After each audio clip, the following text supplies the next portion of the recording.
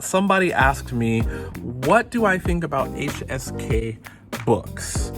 Here's my opinion after I tell you what the HSK is, in case you don't know. It's the 汉语水平考试. That is an official test by the Chinese government or Chinese government organizations. It's recognized in China, given by places in China to help people know how good they are in Mandarin.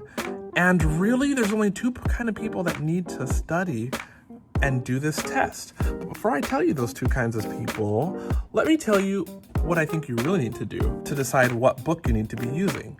First, you need to choose your Chinese goal, why you are studying Chinese, and also write down how good you want to be. Take some time to reflect on that. Because where you're headed, the direction you're going with your Chinese studies will greatly help you weed out and get rid of materials and resources that you do not need, that will not help you get your mission. So my problem with Hsk Books is that lots of people don't need to study for the HSK. Here are the people that do need to study. If you are going to China and planning on matriculating toward a degree in a Chinese university, then you would need to study for the HSK, because in China you have to get a certain proficiency level in order to pursue a degree in Chinese. Otherwise, you need to know that the Chinese government will allot visa points to you based on your HSK proficiency level. What are visa points? Well, China has a visa point system. The more points you have, the more chance of getting a visa you can have. So if this really affects you or people, citizens from your country, then go ahead and take the HSK, get a higher proficiency, and you are more hireable, as in it's going to be easier for you to get a work visa. But if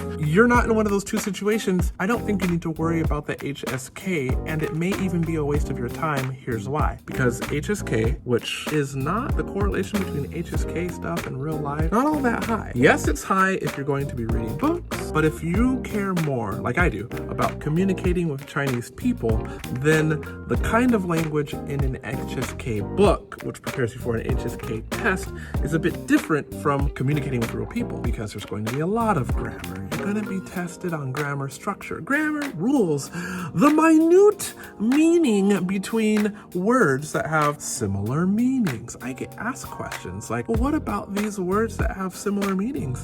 How can I learn these words? And my next question for those kind of people who ask those questions are you studying for the HSK? Why do you care about synonyms? If I'm a beginner in a language, I don't want to worry about synonyms, really.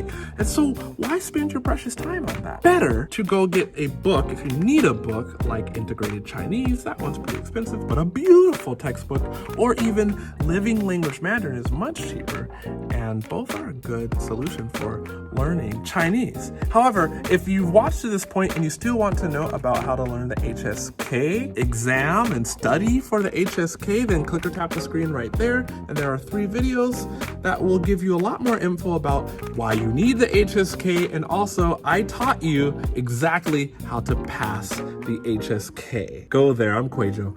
Good study. Day up.